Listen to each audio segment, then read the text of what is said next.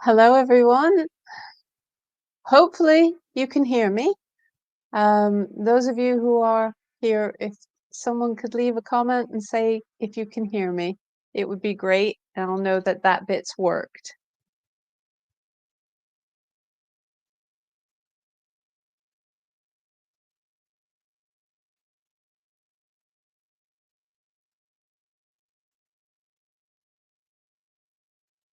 Hi, Chris. Can you hear me okay?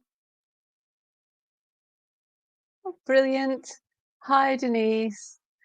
So, brilliant. Thank you, Kathy. I'm really glad. The last time I tried this, my mic did not work at all. So, that was my biggest worry. Right. So here we are, alive. Hopefully, this will be a little bit more of a regular occurrence. Probably not more than once a month to start off with, though. But I thought it would be good to check in with everybody, show you my face for those of you who haven't seen me, and just basically catch up. So, some of you will know that I was scheduled to be on Create and Craft TV this morning. But what a lot of you probably don't know, or possibly don't know, is that Create and Craft stopped broadcasting about 2 weeks ago. Apparently, I mean, I honestly know nothing. All I know is that there are a lot of issues.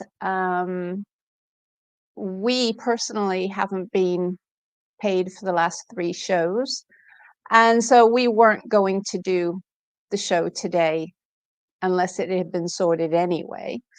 So that's why I wasn't on TV this morning, but they're not broadcasting anyway. Apparently, there is some talk about a buyer, and they're doing due diligence now, but I have not been told anything official.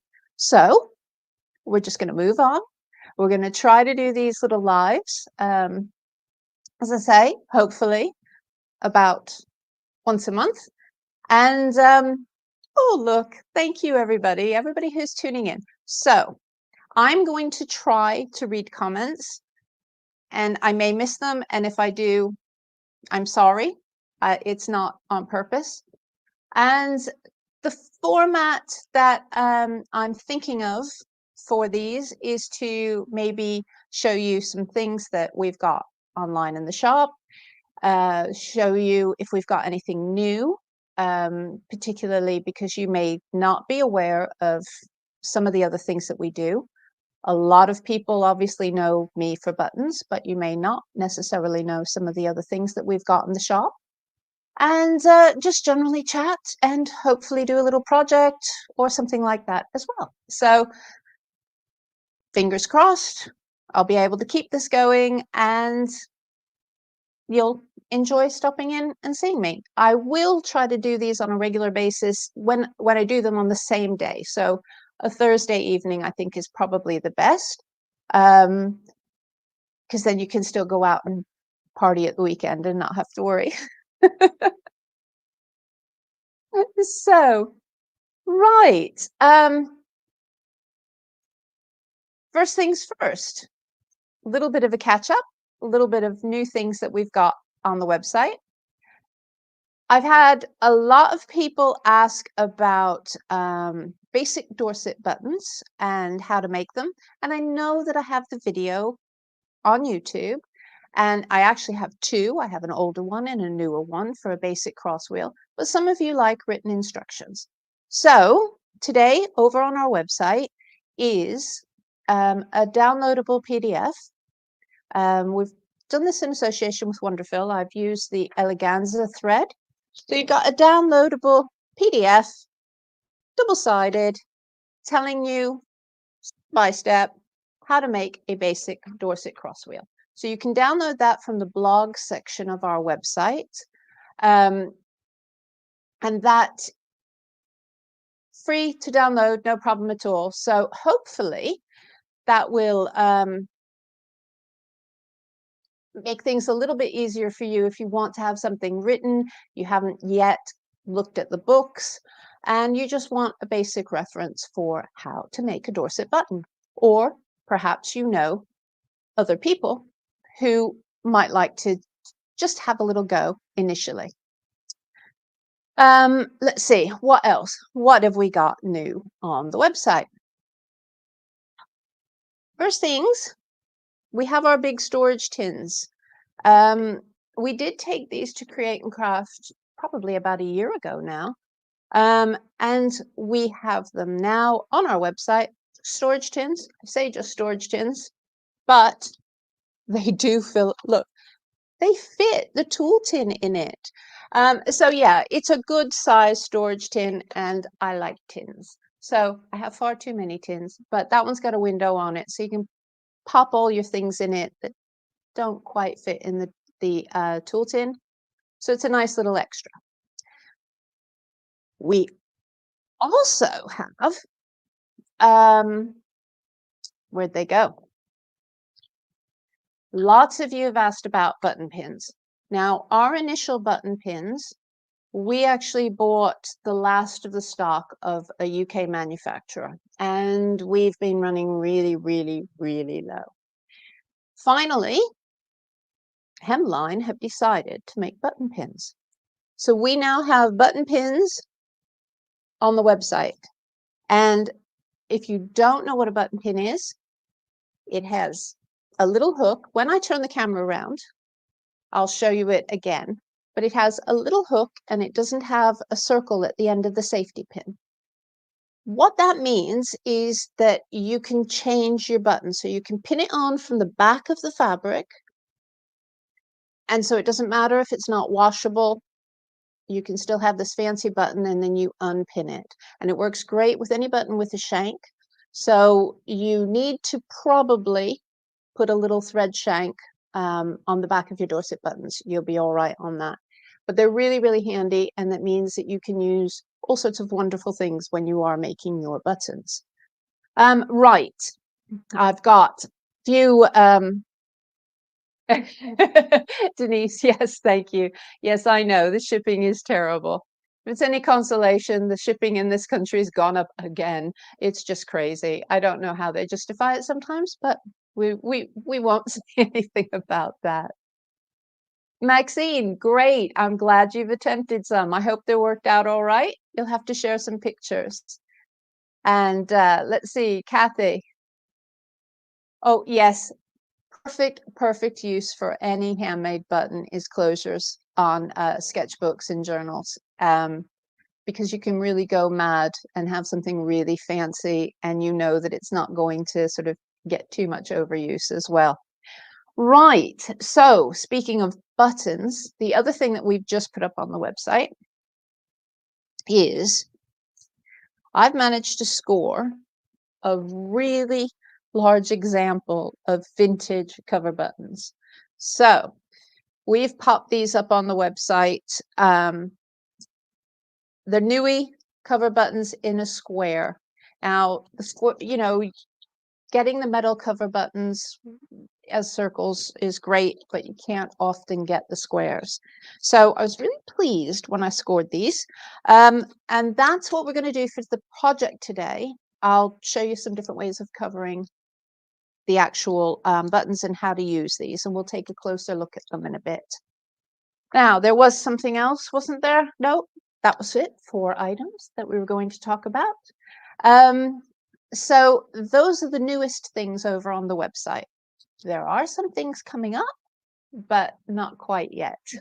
So hopefully I'll keep on schedule. I'm currently working on a new book, and we've got a really, really great project coming, template project-y kit that we're working on at the moment. So fingers crossed we will get that done soon. Right. Excuse the glasses swap in and out. I can't see your comments without them, but I can't. It's just that that distance that's driving me crazy. So shall we look at how we can cover these buttons? What I'm going to do is I'm going to use the same camera and I'm going to turn it. So if you think you're going to go dizzy, just sort of close your eyes for a moment. Because there's apparently an issue with the software I'm using on swapping cameras. And I thought, well, I don't want to take the risk on my first one. I'll just turn the camera around. So here we go.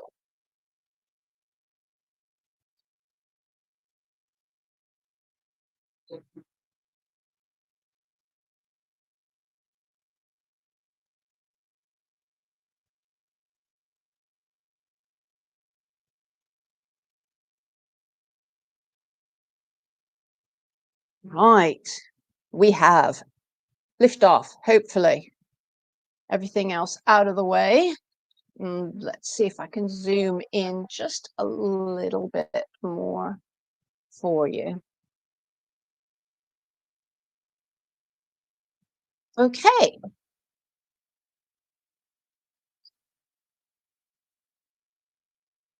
Now back to the correct glasses so that I can see what I'm actually doing. First thing I'll show you is the button pins and explain these a little bit better. I'm very, very chuffed with these. I can get one out of the box. So hopefully that'll just catch the light enough that you can actually see that there's a little bump there and that there's no coil at the end of the safety pin, okay? So basically what happens is just use this button and a little piece of fabric. So you come up from the back of your fabric,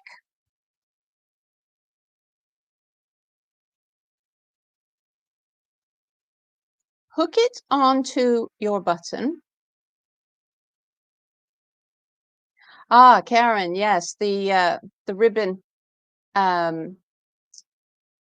flowers.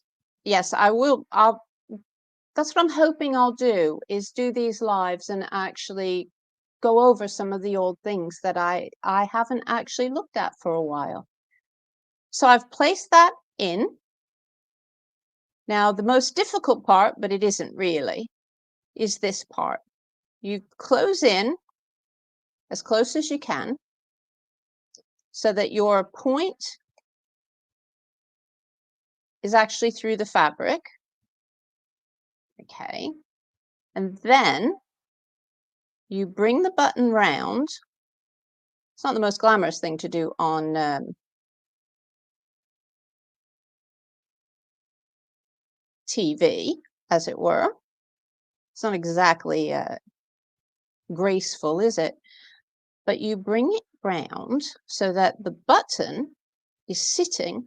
It's closed up. I shouldn't have closed it. Hang on. In that loop. Okay, so it's in the bump there.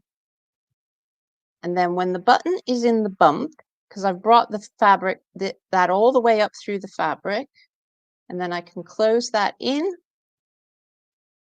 and take it right through. And then that gives you a little shank. We love it when things don't work, even though they're meant to work live on TV. That at least is keeping in with the create and craft ethos that something always goes wrong. It's because I've done it the wrong way round. So let's pull that back out. That's it. I'm getting somewhere now. I'm going the wrong way, you see.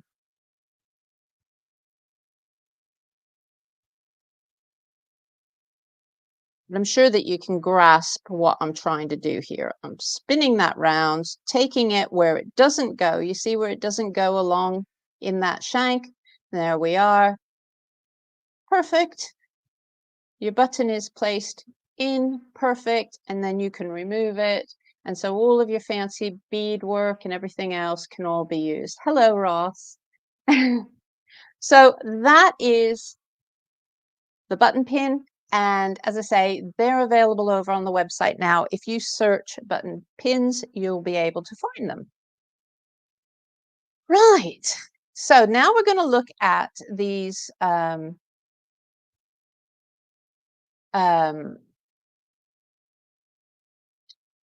buttons.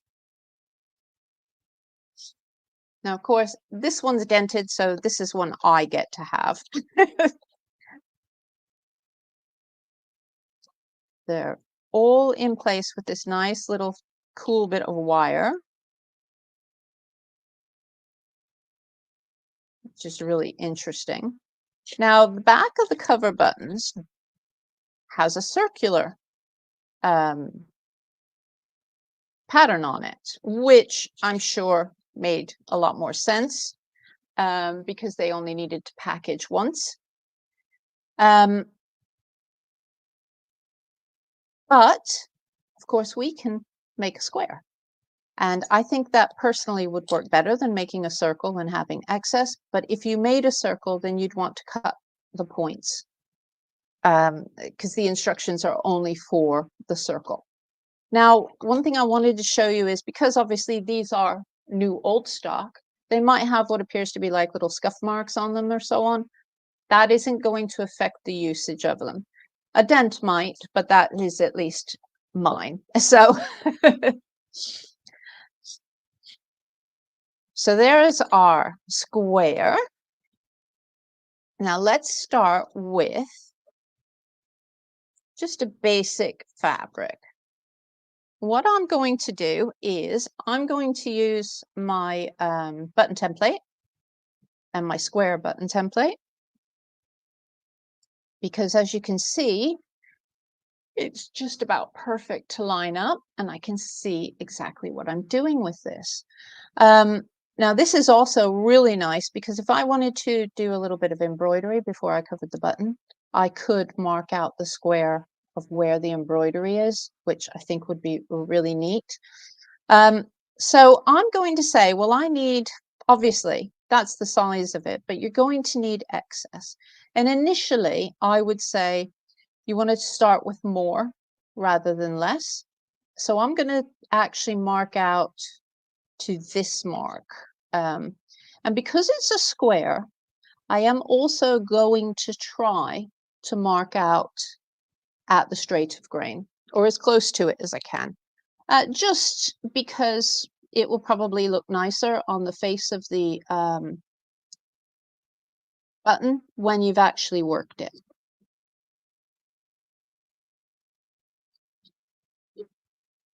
So, nice square marked out.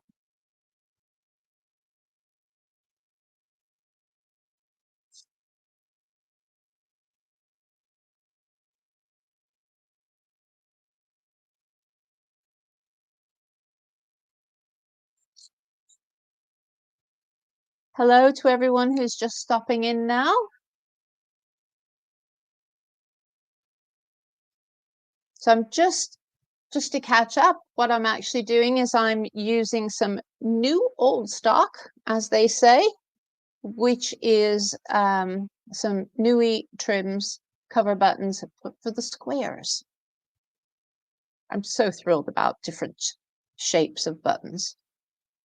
So is that enough? Ooh, that's not quite enough, you know, because what you're supposed to do is you're supposed to let it grab onto those hooks. And as you can see, those hooks point down a little bit. So let's go a little bit bigger. What did I do last time? I think I'm going to go right the way out. Let's just try here to start off with, because that's about as far as I can go fabric-wise on this particular piece. I'd rather have more and cut it off later. And don't worry about that other square. I'll use it. This is a really nice linen, actually. So it's amazing what I've used it on.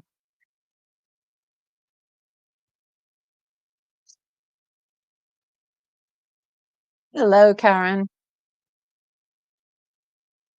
So now, yes, way too big, but that's all right. We'll now take this down a little bit. And I think I will just trim a little bit on all sides. So I still want it to be a square.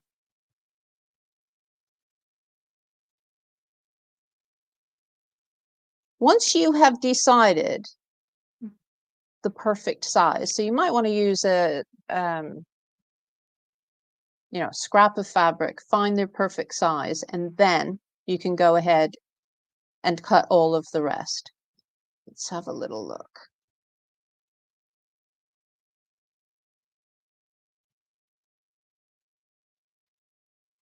I think that's possibly a little bit too much yet. So, but we know where it's at because I've made those little marks. Let's do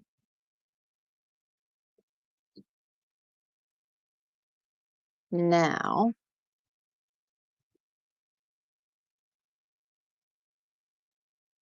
right about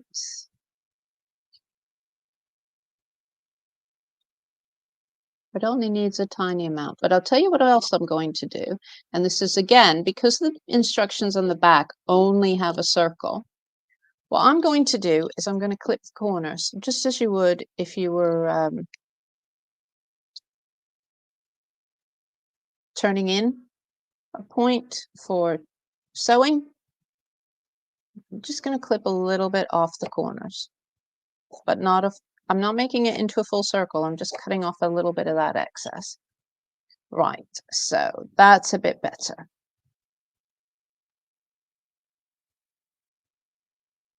Now, the reason that these say that it's reusable is because of the way these two pieces are. Now, I'm going to get one of my trusty sticks just to help me poke that in underneath. Again, trying to keep my fingers a little bit out of the way is probably going to be a bit impossible in this.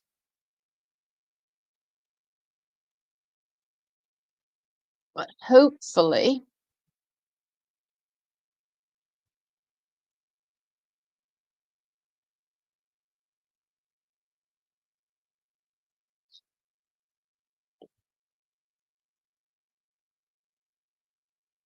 we will get there.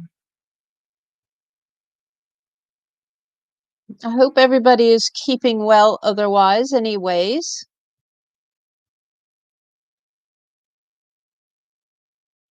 There's been some very bad weather around the world recently, particularly in some of those places in America with the hurricanes and everything. So,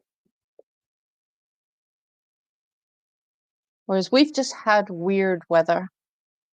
And what I'm doing is I'm poking this around underneath, and it's actually you won't be able to see that, but I can feel that it's actually clipping underneath on the little teeth. And so that's working quite well, actually. I think it needs a little bit tidier around the edge. I could spend a long time on the points. I could see myself spending too long on the points, but that's just me. But using a little tool or a stick or a blunt pencil would be a good idea because you can really get it poked into the corners of this cover button.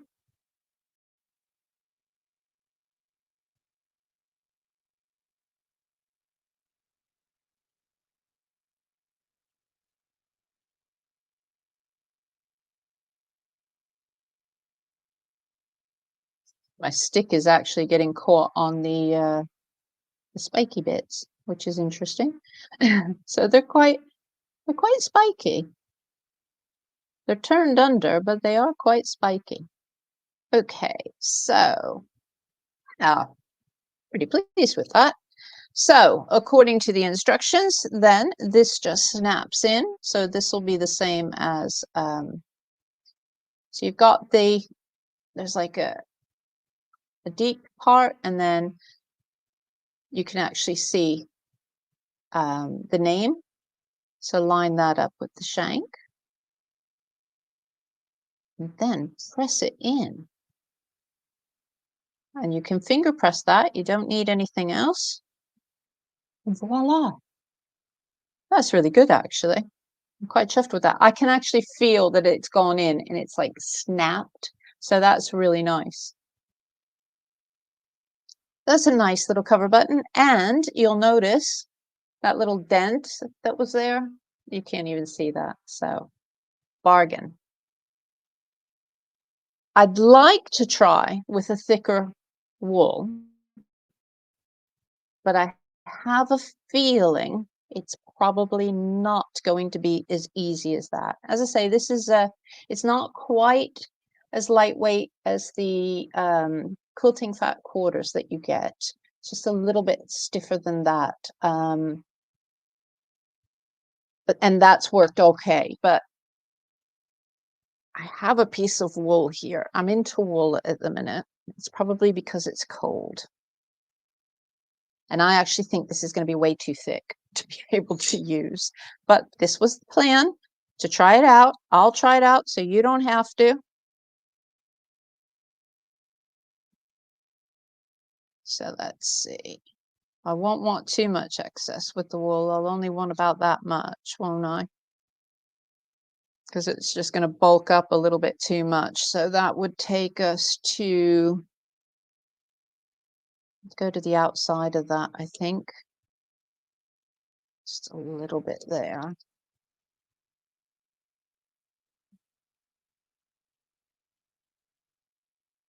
Oops, sorry, gone off camera. Absolutely, Patty. That's a brilliant idea, and I will test that on the third one, shall I? And we'll see how that works. Because yes, I think if you added a little piece of felt, then you would get just a nice little rounded bit, and it would look really nice. So we'll try that in just a minute.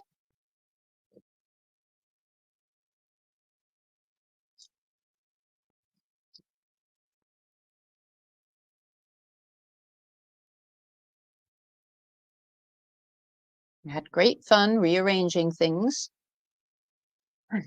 today so that my space was nice and clear. Believe me, that was a big thing.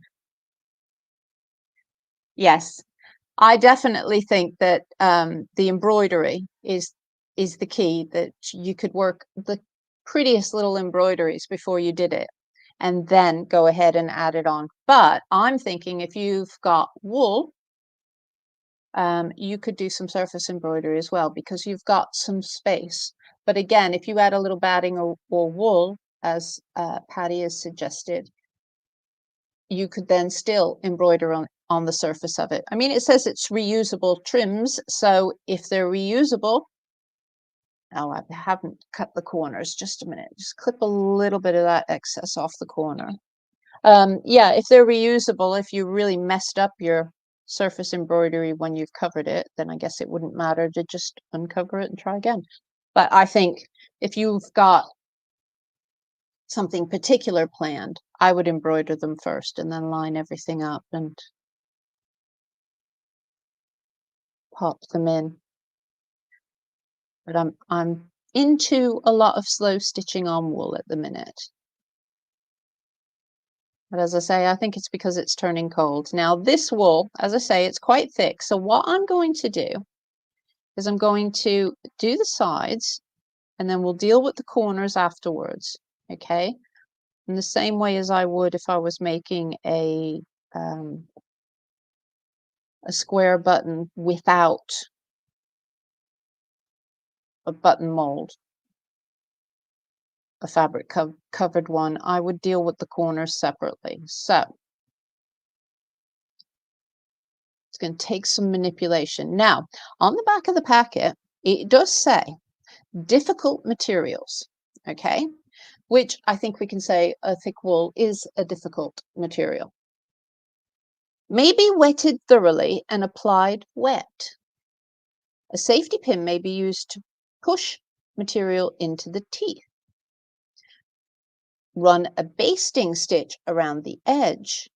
and pull it up evenly. So that's doing a gathering stitch and making a little pouch as we would with any other cover button. So those are other ways to do that. And yes, it does suggest that if you have a sheer fabric, to use 2 thicknesses, which is pretty much a standard if you're doing any covered button. If you were, and you're using a very sheer fabric, you would do that. But I'm going to see just how much I can sort of, because of the space, you see there's a little space at the edge. That really does help you to deal with the fabric turning in, which is quite a nice design, actually. Some people are very clever when they design these things, and it's such a shame that they just don't exist very easily anymore. I think I've got a little bit too much excess, though. I don't think I'm going to be able to get that cover in there. So I'm just going to deal with that now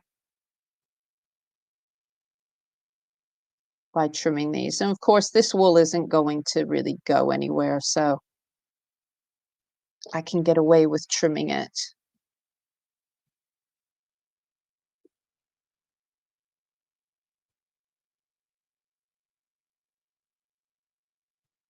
Push it in.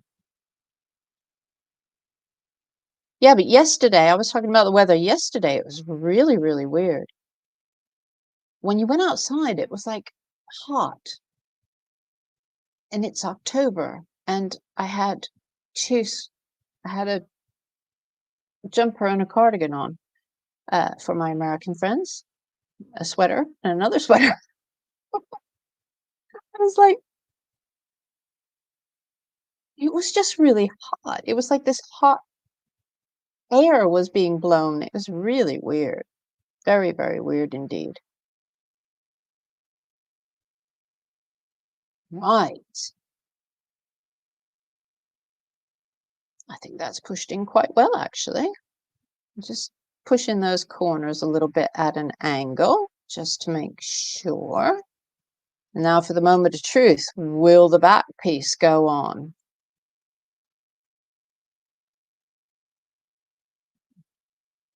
Do you know what? It might. It's snapping sort of. I think this one definitely needs to be dampened just to make sure that last piece snap. Oh, no, it snapped. It snapped in. Thank you, Tara. It snapped in. How thrilling is that? So, a nice wool button. Oh, I like that one. I think I'm going to have to try to embroider on that one. I do quite like that design. I told you I'm into wool at the minute. What can I say? Okay, so let's see what we can do with a little bit of padding. Right, my trusty bag of scraps. I have a bag with all sorts of offcuts and scraps that I use for everything. Now, I'll just use a basic piece of felt, I think, to start off with. And then I just take a plain piece of, I'll tell you what, that is a sort of poly cotton, like you would get with a fat quarter. So that's a, you know, a thinnish piece, and then a standard sort of craft felt. Janet, yes, I do have the stands for sale. They are called, in fact, hang on, I can possibly get the link for you.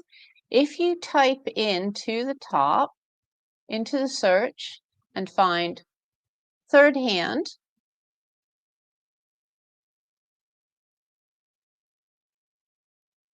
it is the button station in third hand. So here's the link, Janet.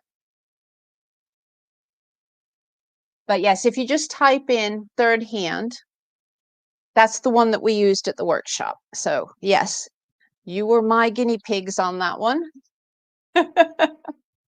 And I've noticed that my chair creaks a little bit, so hopefully it's not too loud for y'all. Right. So let's do this little bit of padding. I'm going to do it so the padding's just at the top because that's more likely to stay nice and straight. So hopefully without too much overlap. But I reckon if you wanted to, you could, if you were very clever, you could line it up right over the edge. And I would suggest that if you are going to try to go over the edge with a little bit of padding or wadding, that maybe if you put a little bit of tacky glue or something here, just so that that doesn't shift when you're putting your covering over the top, because that could happen. Oh, great. Thank you, Janet. I really enjoyed using those, and so it's nice and handy. Right, I'm just going to have a little drink.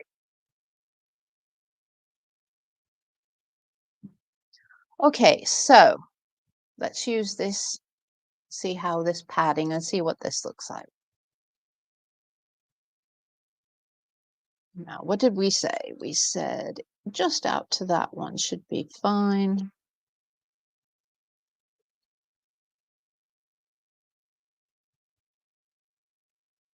Yes, double-sided tape would be good.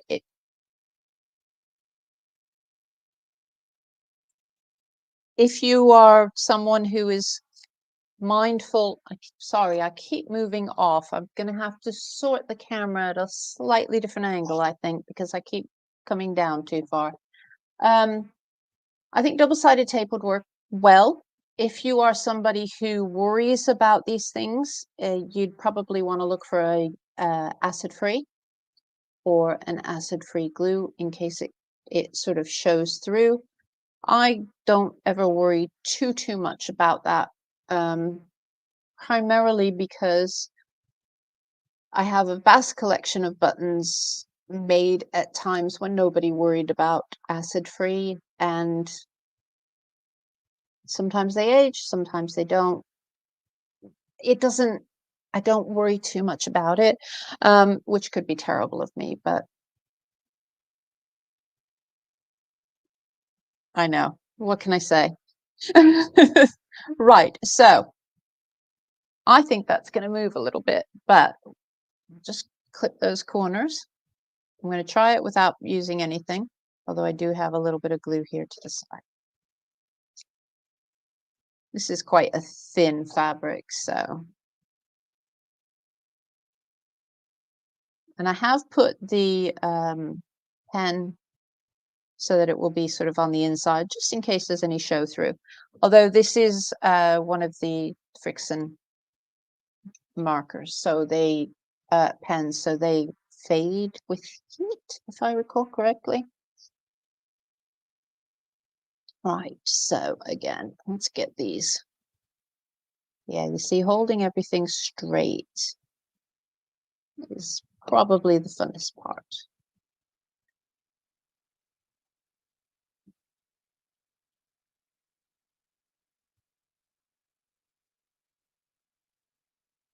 I think most sort of time-consuming part is just trying to get this tucked underneath.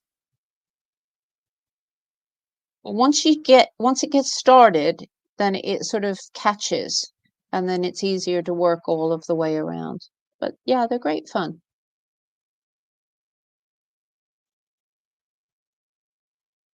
That feels like it's in the right place still.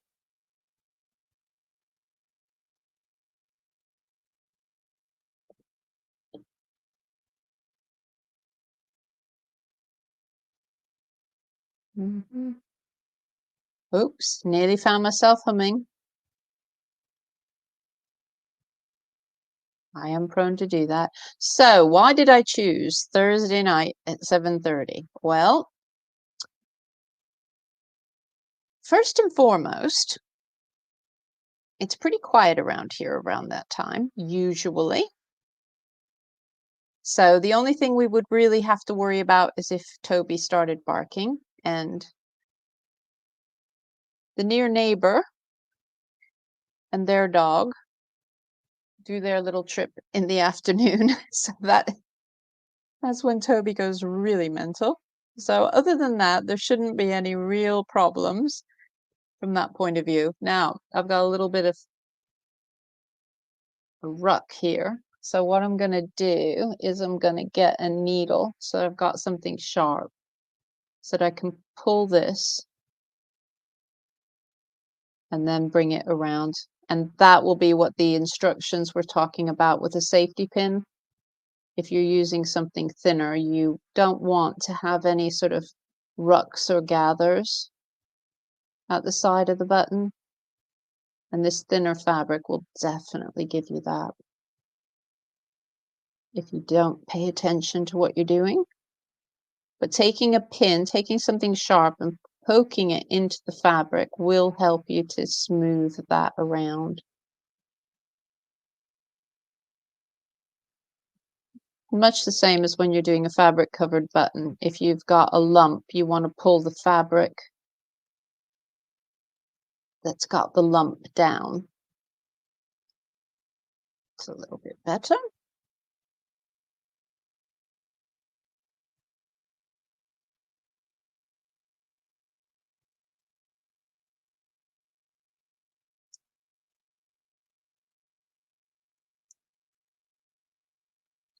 Quite a lot of excess fabric on this one.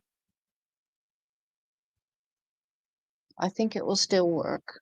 I just want to pay attention to my corners. Could be here all day trying to pay attention to the corners. So yeah, Thursday nights are quite peaceful around here normally, unless the farmers are out. And I'm not clashing, to my knowledge, with any of the other soft craft people who also do lives, who are based over here in the UK, who are create and craft people, who are doing soft crafts. So I'm trying to sort of, I know a lot of the people who enjoyed watching Create and Craft obviously enjoyed watching quite a few of us. So we don't really want to be sort of saying, oh, come and watch me and don't watch so-and-so or whatever. So it seemed to me that Thursday evenings were possibly the best. Okay, so I think that's pretty good. You can see it's a little padded, just enough. You could now do some stitching through that. I think you could do a little bit more padding actually as well. Now let's have a look. So,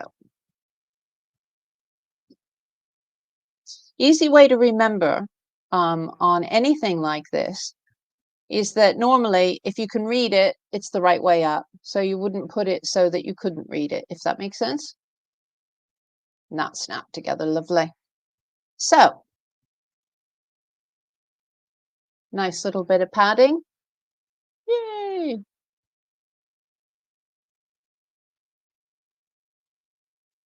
Oh, hi, Brenda.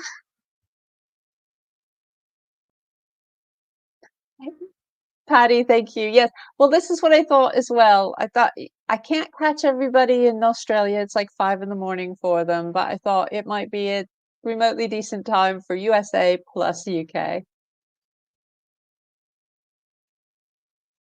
So there we go. Now, just as a little trial and test, this says to recover, ease off the back plate with the point of a large safety pin. Okay, so let's try the purple, the flat purple one, because I know that that snapped in quite tightly.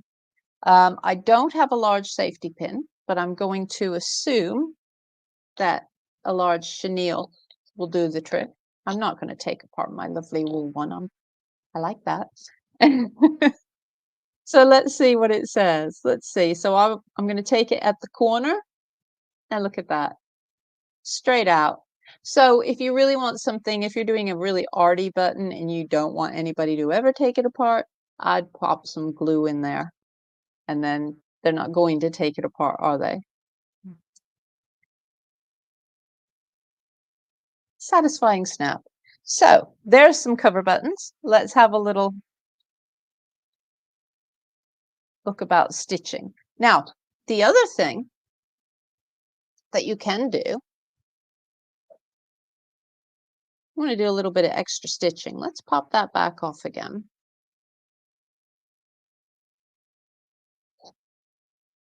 I've had a brilliant idea. I told you it's live, we're playing. So let's take a bit of something sparkly. Purple, purple. Let's go with a darker purple. I've had an idea. Now I'm going to thread up a needle with some pearl cotton. I don't know what this is going to look like, but we live and learn, don't we?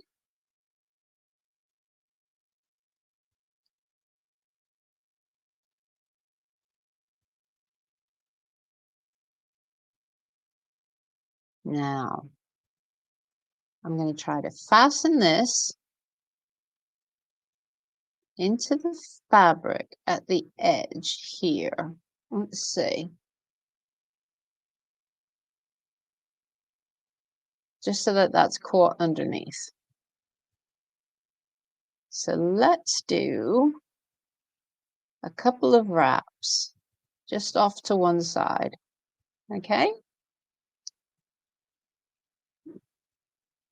I don't want them too tight because obviously that's got to snap in, but I don't want them too loose either. So this is going to be a definite let's play. Ooh, here's an idea. I'll just fasten that into the shank a little bit, just so that I don't have too short a piece. So can you see what I've done? I've just sort of threaded that in the shank. Now I'm holding on to this because obviously it's not super tight. Right, way up.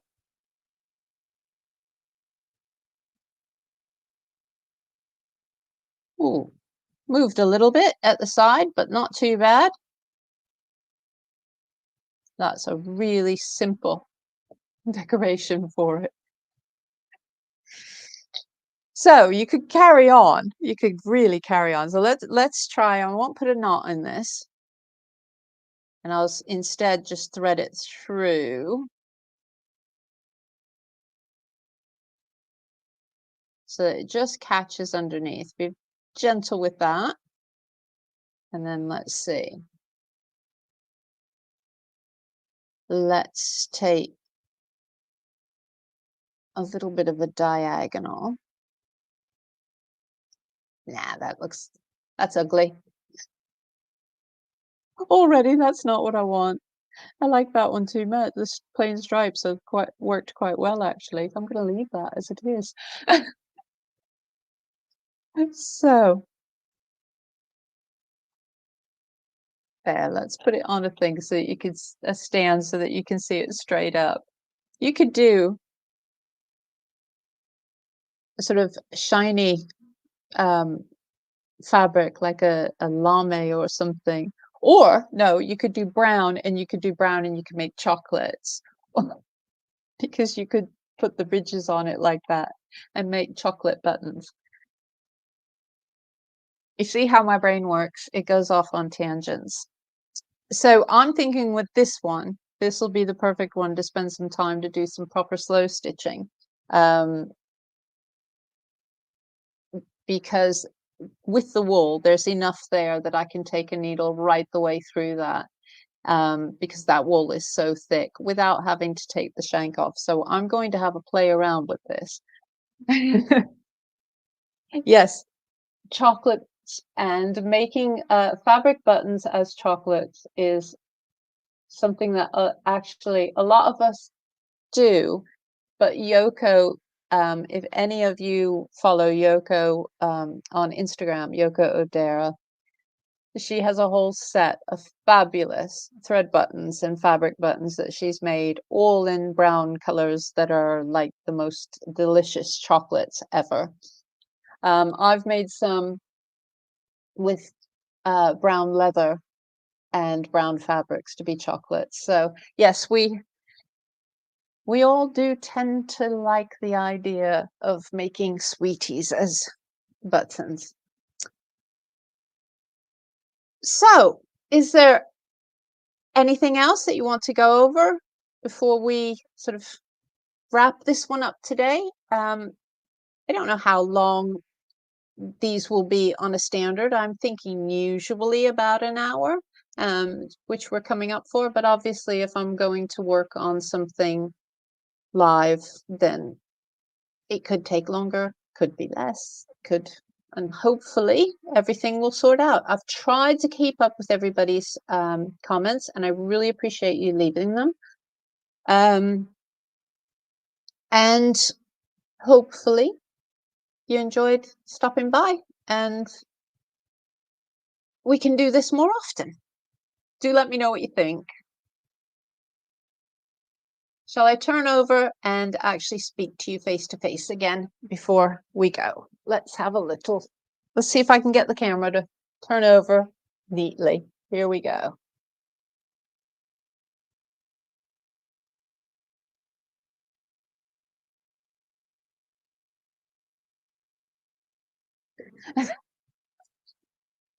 So thanks very much, everybody who stopped by. I really do appreciate it. And don't forget, we've got the PDF over on the website, at the blog, and all of those new things. And that's how we'll start them off. I'm thinking, as I said, one live a month and then one pre-record a month, and then maybe we'll increase it if you guys seem to like it and I can think of things to do. So take care of yourselves. Thanks very much for stopping by. Bye.